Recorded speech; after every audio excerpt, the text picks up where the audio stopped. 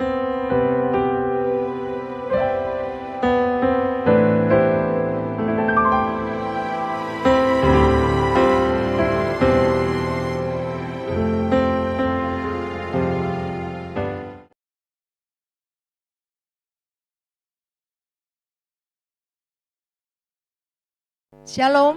teman-teman, ibu-ibu, rekan-rekan yang ada di Persekutuan Doa Air Hidup. Selamat berjumpa kembali dan senang sekali kita berjumpa sekalipun via YouTube channel ya. Tetapi ini salah satu sarana yang Tuhan sediakan di masa pandemi sehingga kita boleh bersama-sama berjumpa ya. Mari sebelum kita akan mendengarkan firman Tuhan, kita akan berdoa terlebih dahulu. Kami bersyukur ya Tuhan untuk kekuatan, kesehatan yang Tuhan masih berikan kepada kami, khususnya kaum wanita yang tergabung di Persekutuan Doa Air Hidup. Terima kasih Tuhan, sepanjang 1 tahun ini, sekalipun dengan segala keterbatasan, kami masih bisa berjumpa satu dengan yang lain secara virtual. Dan pada kesempatan ini, biar kiranya Tuhan, Engkau berbicara kepada para wanitamu, sehingga kami boleh tahu apa yang menjadi isi hati Tuhan dan kami boleh melakukan kebenaran firman Tuhan dalam hidup kami. Terpuji namamu Tuhan, dalam nama Tuhan Yesus kami berdoa. Amin. Ya, teman-teman, sahabat, ibu-ibu sekalian, pada hari ini saya ingin membawakan satu tema, ya, yaitu wanita Amsal 31. Wah, kita pasti semua sudah hafal. Dan ayat ini sudah pasti sering kali dikhotbahkan ya. Saya akan mulai dengan ayat yang utamanya adalah Amsal 31 ayat 28 dan 29. Dikatakan demikian. Anak-anaknya bangun dan menyebutnya berbahagia. Pula suaminya memuji dia. Banyak wanita telah berbuat baik, tetapi kau melebihi mereka semua. Ibu-ibu, teman-teman ya, yang masih memiliki pasangan hidup ya, ataupun yang mungkin suaminya sudah dipanggil pulang oleh Tuhan tapi punya anak-anak. Pernahkah ayat ini menjadi bagian kita ya? Kapan terakhir kali suami kita memuji kita ya? Kapan terakhir kali anak-anak kita menyebut kita, wah, kalau nggak ada mama hidup rumah keluarga ini rasanya sepi ya? Ataukah kita selama ini ya berkata, Bu, saya emang gak pernah dipuji suami, Bu. Ya, gak pernah. Suami saya kalau memuji pasti ada apa-apanya. Ya, sebaliknya juga mungkin para suami berkata, Bu, saya gak susah memuji istri saya karena istri saya tuh tipe 3B. Apa itu 3B? Bawel, ya, cerewetnya Bu dari pagi sampai malam. Ya, dia selalu terus ngomel, ada aja yang selalu salah. B yang kedua tuh baper. Ya, sering kali Bu, aduh, bawa perasaan. Dikit-dikit tersinggung, dikit-dikit marah. Dan yang ketiga, B yang ketiga tuh bau. Ya. Pandemi, semua di rumah, mandi hanya 1 kali. Wah, ibu-ibu, ya, saya berharap anggota Persekutuan Doa Air Hidup gak ada yang seperti itu ya. Nah, kenapa dikatakan suaminya memuji dia? Ya, siapa wanita ini? Dikatakan anak-anaknya bangun dan menyebutnya berbahagia. Suaminya memuji dia. Ya. Siapa dia? Ternyata wanita Amsal 31 ini ya, dia seorang wanita yang punya identitas. Punya ciri. Apa identitasnya? Dikatakan Amsal 31 ayat yang 10, istri yang cakap, siapakah akan mendapatkannya? Ia lebih berharga daripada permata. Tidak dikatakan di dalam Amsal 31 ini istri yang pandai. Tidak dikatakan istri yang cantik. Tidak dikatakan istri yang kaya. Siapakah yang mendapatkannya? Enggak. Tapi dikatakan istri yang cakap. Cakap di sini bicara tentang dalam bahasa aslinya itu artinya ya kekuatan pikiran dan kekuatan tubuhnya. Itu menjurus kepada kekuatan bala tentara, pasukan dalam ketentaraan. Itu istri yang cakap. Cakapnya di situ tuh artinya seperti itu.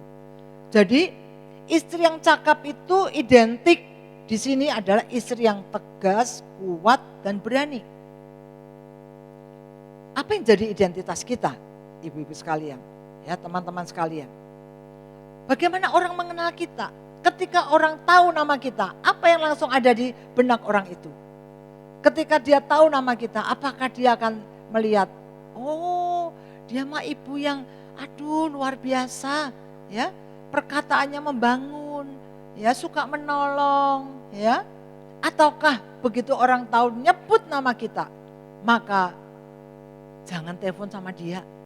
Kalau telepon lamanya ngobrol ke sana ke sini, ya. Jangan deket sama dia. Begitu dia sebut nama seseorang, oh ibu itu yang suka gosip ya. Oh ibu itu ya yang suka utang. Jangan sampai loh ibu-ibu, ya. Dikatakan wanita Amsal 31, dia punya identitas. Identitasnya adalah wanita istri yang cakap. Ya, saya berharap kita semua punya identitas yang seperti wanita di Amsal 31 ini. Ya, dikatakan mungkin kita bertanya, apa ada sih wanita seperti itu? Kalau enggak ada, enggak mungkin dicatat di Alkitab. Pasti ada, tetapi langka. Makanya dikatakan istri yang cakap, siapa yang bisa mendapatkannya? Dia lebih berharga daripada permata. Artinya apa? Permata itu sesuatu yang mahal. Permata itu harus melewati satu proses yang panjang. Ya. Dan permata itu barang yang langka. Orang punya permata enggak sembarangan ditaruh di tempat-tempat umum, bukan? Nah, istri yang cakap itu digambarkan sesuatu yang sangat berharga. Sesuatu yang langka, tetapi ada. Nah, apakah kita masuk kriteria itu enggak? Ya. Punya identitas enggak istri yang cakap? Ya. Lalu kemudian yang kedua, wanita Amsal 31 dikatakan dia punya juga integritas. Hati suaminya percaya kepadanya. Suaminya tidak akan kekurangan keuntungan. Wow. Ya.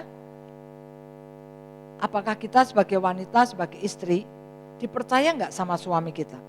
Dalam hal apa? Dalam hal keuangan, ya. Percaya enggak? Ada suami yang berkata, ya, ada istri yang berkata, saya emang enggak pernah loh Bu, pegang gaji suami itu enggak pernah. Semua dia yang pegang. Ketika suaminya ditanya, ya, dia balik berkata, gimana saya kasih ke dia Bu? Saya kasih berapapun habis. Makanya uang saya pegang. Ya. Suami kita apakah percaya enggak sama kita? Orang yang punya integritas itu artinya bisa dipercaya. Apa yang ada di dalam itu sama dengan apa yang diucapkan. Itu orang yang punya integritas. Tidak ada kepalsuan.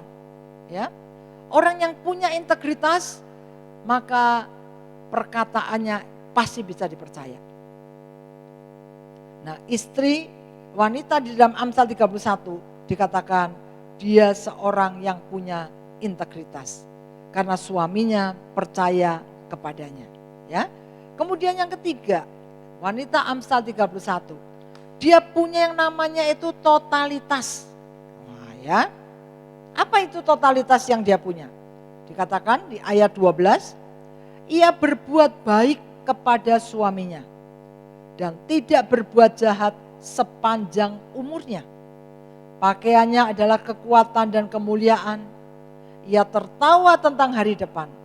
Ia mengawasi segala perbuatan rumah tangganya. Makanan kemalasan tidak dimakannya. Rupanya kemalasan itu sesuatu yang enak. Ya.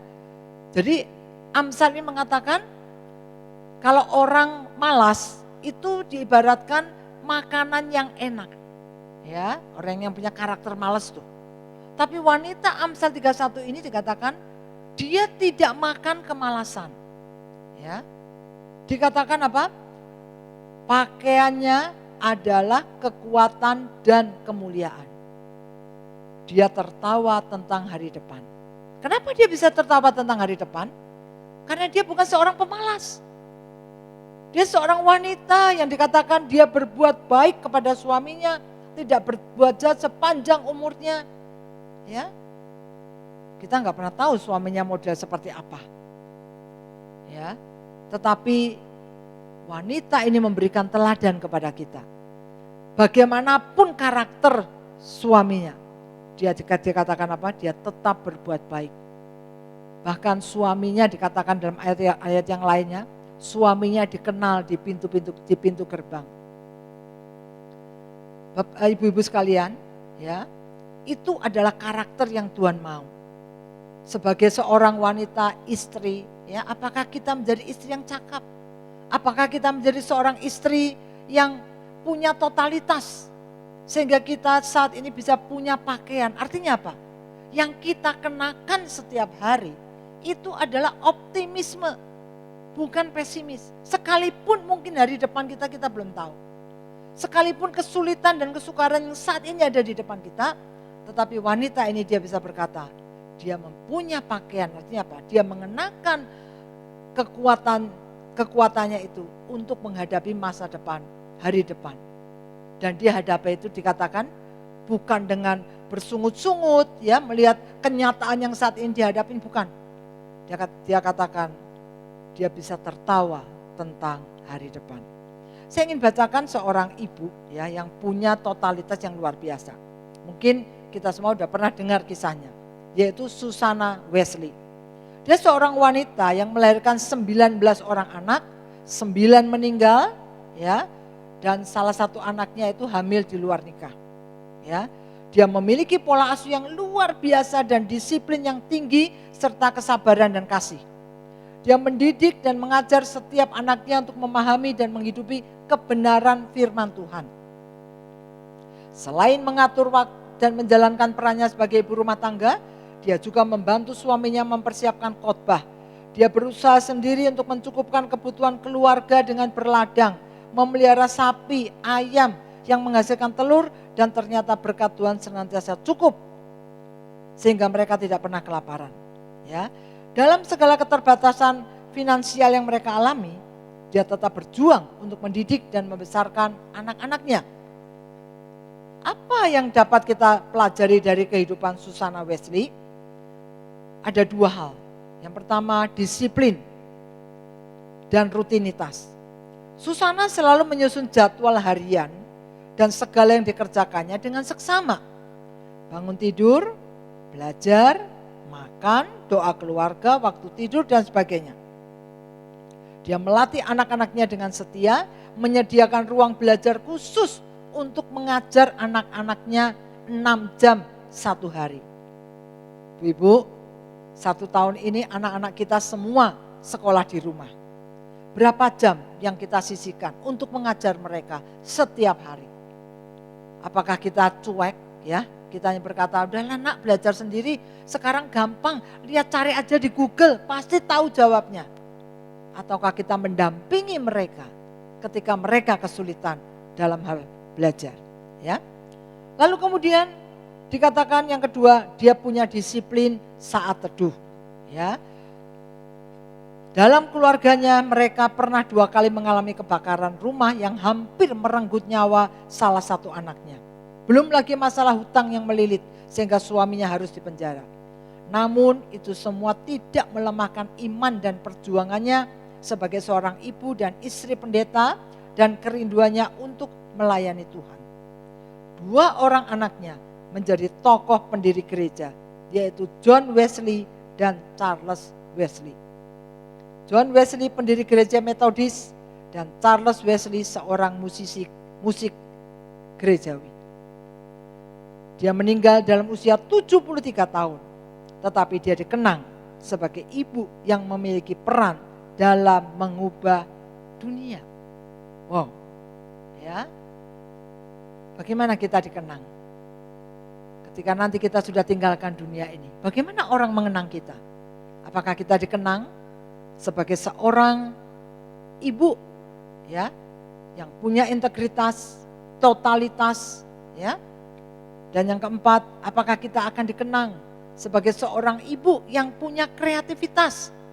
Di dalam Amsal pasal yang ke-31 ayat 15 dikatakan, ia bangun kalau masih malam, lalu menyediakan makanan untuk seisi rumahnya, dan membagi-bagikan tugas kepada pelayan-pelayannya perempuan.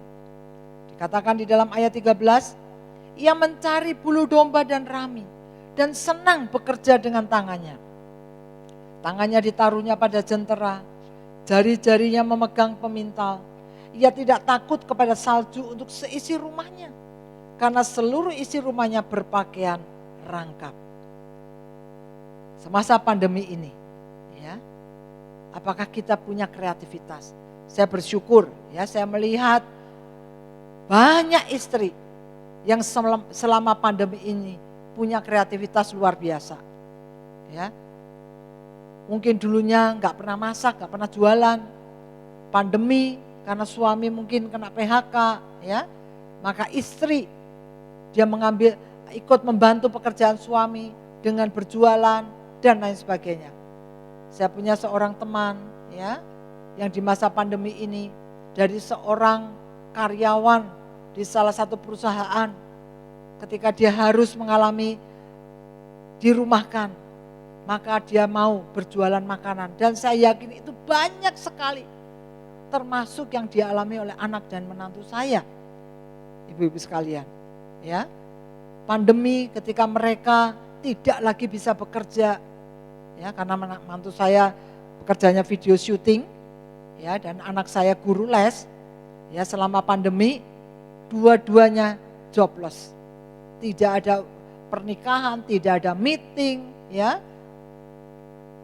Apakah mereka kemudian berhenti dan kemudian mengasihani diri sendiri? Tidak. Seorang wanita, ya, dikatakan wanita yang cakap, dia punya kreativitas. Dan itu dicontohkan oleh wanita di Amsal 31 ini. Dia dikatakan apa? Dia mencari bulu domba, ya. Dia senang bekerja dengan tangannya. Oh, dia merajut, dia menenun, ya. Dikatakan dia enggak takut kepada salju karena seluruh isi rumahnya berpakaian rangkap. Dia tahu bagaimana mencukupi, membuat anak-anaknya dalam keadaan nyaman. Itu wanita Amsal 31. Dan yang terakhir adalah dia punya kualitas. Kualitas apa? Kualitas iman. Ya, dikatakan kemolekan adalah bohong. Amsal 31 ayat 30. Kecantikan adalah sia-sia, tetapi istri yang takut akan Tuhan dipuji-puji. Apakah kita enggak boleh molek? Apakah kita enggak boleh cantik? Boleh. Tetapi dikatakan itu tidak langgeng. Ya, dengan bertambah usia, kecantikan kita pasti akan pudar.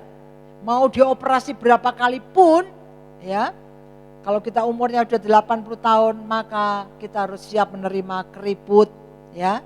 Kita harus siap menerima uban, kita harus siap menerima kondisi fisik yang tidak sekuat ketika kita masih muda. Itu harus kita terima. Makanya dikatakan kecantikan, kemolekan adalah bohong dan kecantikan sia-sia. Tetapi istri yang takut akan Tuhan, itu yang dipuji-puji. Makanya tadi di ayat yang pertama dikatakan, ya, anak-anaknya bangun dan menyebutnya berbahagia, pula suaminya memuji dia. Kenapa dia dipuji? Kuncinya di ayat 30 ini. Karena dia seorang istri yang takut akan Tuhan. Bagaimana kita dikenang? Saya bacakan, ya, kisah dari seorang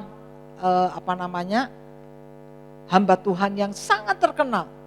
Tetapi dia berkata, saya bisa seperti sekarang ini, itu karena saya punya seorang mama yang luar biasa. Dia katakan, ibu saya menjadi janda umur 33 tahun. Anaknya 10, 1 diberikan orang, 1 meninggal, yang dipelihara 8 orang. 7 laki-laki, 1 perempuan. Saat itu saya berusia 3 tahun. Waktu itu mama berpikir bagaimana bisa menghidupi 8 orang anak. Mama saya berlutut di hadapan Tuhan. Dia berkata, Tuhan, saya meneguhkan hati tidak menikah lagi sampai nanti saya meninggal. Saya akan tetap menjanda. Saya bergantung kepada Engkau saja. Karena Alkitab berkata Tuhan adalah Bapa bagi anak yatim dan pelindung bagi para janda.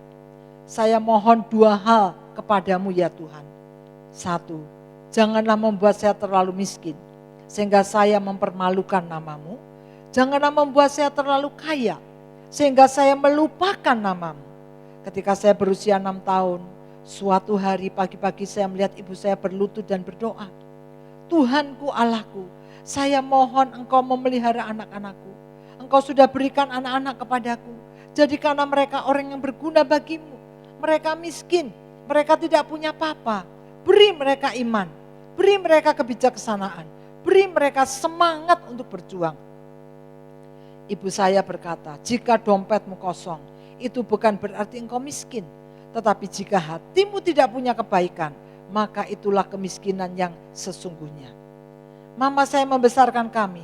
Ketika dia sudah tua, dia berkata, jika saya meninggal, saya tidak punya tabungan 1 sen pun. Tabungan saya habis untuk membelikanmu makanan dan menyekolahkanmu. Sekarang saya sudah tua. Saya akan pergi bertemu dengan Tuhan saya. Saya tidak merasa bersalah karena telah membesarkan kalian dengan darah dan air mata. Kalian harus hidup memuliakan Tuhan. Hidup jujur berdasarkan iman dan memuliakan nama Tuhan. Mama saya miskin. Dia tidak mempersembahkan uang kepada Tuhan, tetapi dia mempersembahkan anak-anaknya kepada Tuhan. Saya percaya dalam sejarah Tiongkok, janda yang membesarkan 8 anak dalam kemiskinan dan 5 diantaranya jadi pendeta, itulah mama saya. Ini adalah kesaksian dari pendeta Stephen Tong. Ya, dia bisa menjadi seorang yang luar biasa karena dia punya mama yang punya kualitas iman. Dia punya mama yang takut akan Tuhan. Biar kiranya renungan firman Tuhan pada kesempatan ini itu menjadi motivasi dalam hidup kita. Jadilah wanita yang punya identitas, wanita yang cakap. Ya. Wanita yang cakap, dia punya integritas. Dia punya totalitas. Dia punya kreativitas. Dan dia punya kualitas iman. Miliki itu. Maka dikatakan bukan hanya suami dan anak-anak yang memujimu. Tapi dikatakan istri yang takut akan Tuhan itu dipuji oleh Tuhan sendiri. Biar kiranya wanita Amsal 31 ini menginspirasi kita semua. Ketika kita ada di rumah kita masing-masing, mari kita bercermin, saya ini punya identitas seperti apa? Apakah anak-anak dan suami saya ya itu bisa berkata luar biasa. Saya punya mama yang luar biasa. Mama yang tangguh, gak cepat menyerah. Mama yang kuat. Dan mama yang selalu mendoakan keluarganya. Ya, sekalipun mungkin engkau punya suami yang belum bertobat. Engkau punya suami yang mungkin menyakitimu. Tapi ketika engkau punya identitas, engkau punya integritas, engkau punya totalitas, engkau punya kreativitas, dan engkau punya kualitas iman, percayalah. Maka Tuhan akan menjadi pembelamu. Amin. Mari kita akan berdoa. Tuhan, terima kasih kalau pada kesempatan ini Tuhan, kami boleh kembali diingatkan bagaimana kami menjadi seorang wanita yang punya identitas di dalam Tuhan. Identitas bukan sekedar kami wanita yang cantik, wanita yang pandai, wanita yang kaya. Tetapi kami mempunyai identitas wanita yang takut akan Tuhan. Wanita yang cakap. Sehingga dikatakan itu lebih berharga daripada permata. Jadikan hidup kami Tuhan menjadi teladan bagi suami dan anak-anak kami. Jadikan kami menjadi wanita yang sungguh-sungguh Tuhan punya kreativitas dan totalitas di dalam masa-masa yang sulit seperti sekarang ini. Kami percaya Tuhan, kalau kami menjadi wanita yang takut akan Tuhan, maka berkat Tuhan juga akan menyertai kehidupan kami. Terima kasih Tuhan, di dalam nama Tuhan Yesus kami berdoa. Amin. Nah ibu-ibu, Sampai jumpa kembali. Mari kita bukan hanya menjadi pendengar yang baik, kita menjadi pelaku firman Tuhan yang baik. Shalom, Tuhan Yesus memberkati.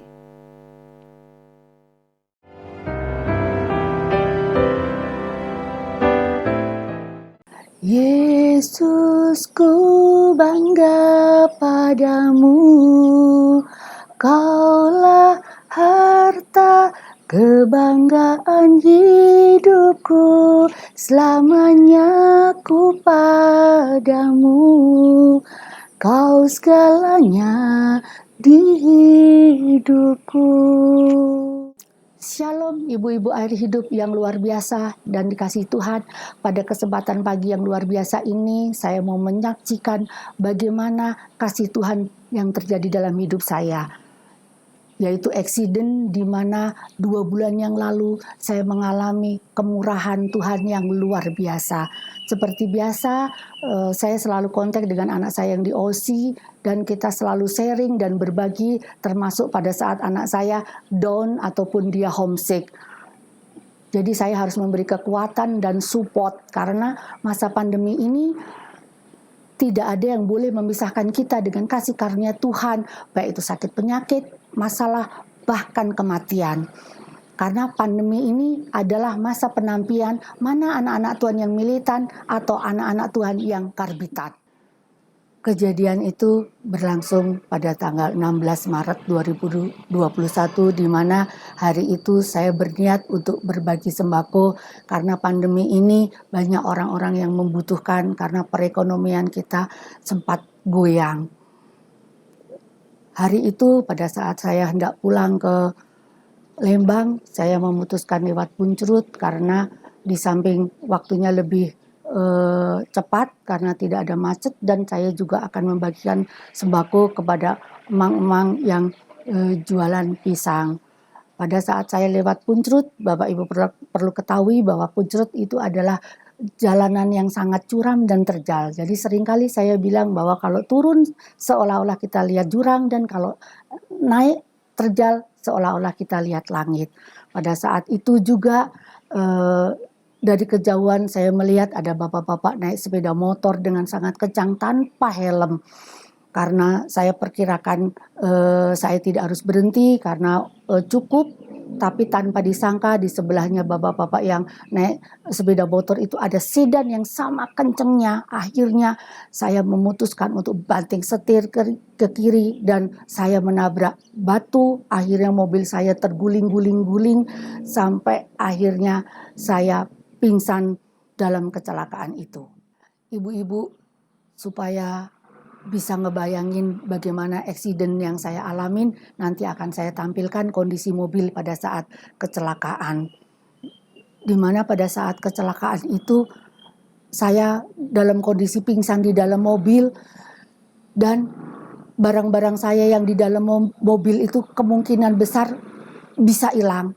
Baik itu jam tangan saya, HP saya, dompet maupun tas, bahkan cincin semuanya. Tapi Tuhan kirimkan penolong yang luar biasa dan Tuhan kirimkan perlindungan pada saat saya kejadian sehingga semua barang-barang saya tidak ada yang hilang. Dan Tuhan kirimkan penolong yang menghubungi ambulan, akhirnya saya dibawa oleh penolong itu ke UGD sambil anak yang menolong saya itu membawa tas saya, dompet saya, bahkan kunci mobil yang mobil sendiri tidak bisa dikunci. Pada saat saya di UGD dalam kondisi pingsan, akhirnya anak yang menolong saya ini berusaha membuka HP saya dan menghubungin ke rumah. Ternyata pegawai saya yang dihubungin di rumah tidak percaya kalau saya kecelakaan dan mbaknya ngasih tahu tolong hubungin anaknya saja, namanya Dedek Willy di HP-nya ibu. Akhirnya anak yang menolong saya tadi berusaha untuk menghubungi anak saya, tapi karena anak saya lagi nge-gym makanya anak saya tidak bisa mengangkat.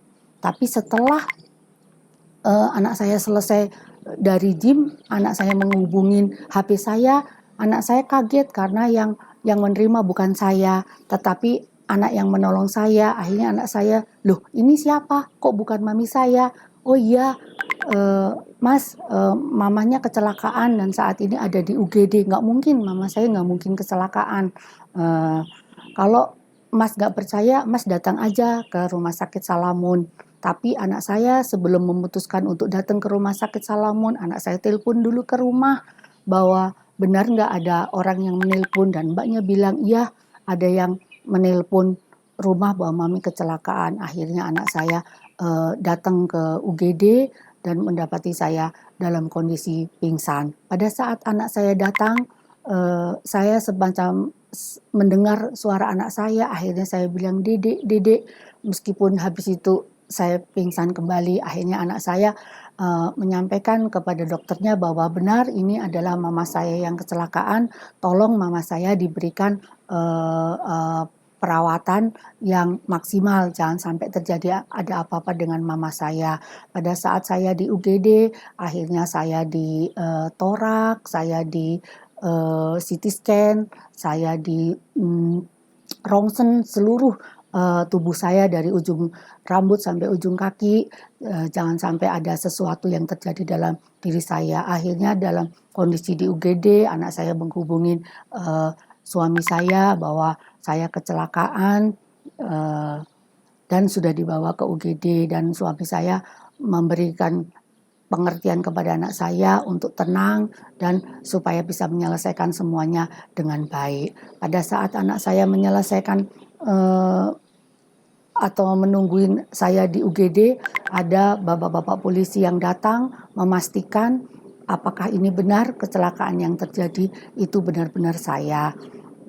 Walaupun secara dilihat dari mobil, polisi pun tidak percaya kalau saya hidup. Bahkan dari cerita yang menolong, baik dokter maupun perawat tidak menyangka kalau saya masih hidup karena mobilnya sangat hancur ya. Sebagai seorang ibu-ibu, kalau di dalam kondisi yang seperti itu, kemungkinan besar itu meninggal. Tapi karena oleh pertolongan Tuhan, saya masih bisa seperti ini dan saya masih bisa bersaksi, itu karena kemurahan Tuhan yang luar biasa. Pada saat saya di UGD dan kondisi saya lagi ditindak, malam itu ada juga pasien yang lain masuk ke UGD karena kecelakaan. Dan di situ saya mendengar bahwa orang yang kecelakaan itu begitu menangis dengan teriak-teriak, dan saya mendengar percakapan bahwa istri dari yang kecelakaan itu, dok tolong ada penanganan dengan suami saya yang kecelakaan, tapi malah dari petugas medis menyampaikan bahwa ibu nanti mau bayar pakai apa. Terus ibu itu bilang bahwa saya akan bayar pakai BPJS, tapi ternyata dari petugas medis bilang, oh tidak bisa, kalau kecelakaan harus mandiri, kecuali kalau ibu mau minta keringanan harus ketemu dengan Pak Polisi dan ibu minta surat keterangan dari kepolisian. Karena pada saat itu saya mendengar bahwa ibu-ibu itu membutuhkan pertolongan, dan saya merasa bahwa Tuhan, siapa tahu Tuhan masih berkenan dengan apa yang harus saya lakukan. Akhirnya saya memutuskan untuk memanggil anak saya, dan saya bilang kepada anak saya bahwa dek, tolong orang yang di sebelah itu diberikan tindakan semaksimal mungkin, jangan sampai ada apa-apa, nanti kita semua yang bayar. Akhirnya anak saya menyampaikan ke dokter bahwa tolong orang yang sebelah itu yang habis kecelakaan dibantu supaya dilakukan tindakan apapun, nanti kita yang bayar. Saya percaya bahwa setiap kebaikan yang kita lakukan itu berkenan di hati Tuhan, karena saya merasa bahwa diri saya itu saya nggak bisa gerak apapun, dan saya merasa bahwa lengan saya ini putus, bahkan leher saya juga, karena saya sama sekali tidak bisa bergerak gitu. Dalam kondisi saya menunggu hasil diagnosa, itu kondisi malam hari, jam 12 malam itu saya merasakan bahwa ada pribadi yang begitu lembut, dan saya tahu di ruangan itu adalah Tuhan Yesus. Dia memasang engsel saya yang di bahu kanan saya ini. Jadi di bahu kanan saya dengan leher saya benar-benar merasakan seperti dipasang, dan bunyi kretek, dan itu sangat sakit. Makanya saya bilang darah Yesus, darah Yesus, darah Yesus. Dan saya merasakan bahwa itu pasti Tuhan Yesus, dan ada tangan yang begitu lembut mengelus kepala saya, dan dengan kata-kata yang kamu lulus, kamu lulus, kamu lulus. Dan disitulah betapa Tuhan mengasihi saya. Kalau belum waktunya Tuhan, benar bahwa tidak ada yang boleh memisahkan kita dengan anugerah Tuhan, baik itu masalah, sakit, penyakit, bahkan kematian. Itulah Bapak Ibu yang kekasih dalam Tuhan, bahwa hari-hari ini kita memang harus hidup melekat kepada Tuhan. Kalau kita melekat kepada Tuhan, tidak ada yang perlu kita khawatirkan, karena bersama Tuhan kita akan dimampukan untuk melakukan perbuatan-perbuatan yang gagah perkasa. Dan pada saat saya terima seperti itu, saya bilang, Tuhan, kalau toh Engkau tidak tolong aku, tetap Engkau tidak salah, karena saya adalah manusia yang berdosa. Jadi kalau toh saya harus mati, itu adalah resiko yang saya terima, dan saya pun layak untuk menerimanya. Ternyata pada saat saya merelakan nyawa saya cuma bilang, Tuhan, kalau toh saya harus Kau ambil, harus ada hal-hal yang berharga. Nyawa saya aku rela Tuhan berikan, Tuhan, asal ada orang yang diselamatkan. Itulah anugerah Tuhan yang terjadi dalam diri saya, bahwa apapun yang terjadi, andalkan Tuhan, melekat kepada Tuhan. Jangan ada jarak kita dengan Tuhan. Sekali lagi saya katakan bahwa kita memiliki Tuhan yang kuasanya tidak terbatas, miliki iman yang tanpa batas, supaya Tuhan bebas berkarya mendemonstrasikan kedahsyatan dalam hidup saudara dan saya. Tuhan Yesus luar biasa, Tuhan Yesus dahsyat dan ajaib. Mari rasakan kedahsyatannya, supaya kita layak menjadi duta-duta surgawi demi memuliakan nama Tuhan. Terima kasih, Tuhan memberkati.